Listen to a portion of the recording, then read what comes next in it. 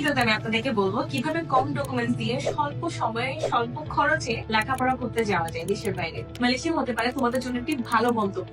Malaysia বলার অনেক specific কারণ আছে। মালয়েশিয়াতে আপনি কোনো আইএলটিএস ছাড়া, কোনো ব্যাংক স্টেটমেন্ট ছাড়া আসতে পারবেন। মালয়েশিয়াতে আপনি 1 বছর লেখাপড়া করার পরে যে কোনো দেশে আপনি ক্রেডিট ট্রান্সফার করে যেতে পারবেন। ইউএসএ, কানাডা, অস্ট্রেলিয়া এবং অন্যান্য দেশে। যারা বিভিন্ন দেশ থেকে রিজেক্টেড হয়েছে, ইউএসএ, কানাডা, অস্ট্রেলিয়া, ইউরোপ থেকে, তারাও মালয়েশিয়ার জন্য অ্যাপ্লাই করতে পারো। মালয়েশিয়াতে অ্যাপ্লাই করে 1 বছর লেখাপড়া করে তোমরা সহজেই মালয়েশিয়া থেকে ওইসব দেশে যেতে পারবা। মালয়েশিয়াতে আপনি 4 থেকে 5 লক্ষ টাকার মধ্যে আসতে পারবেন।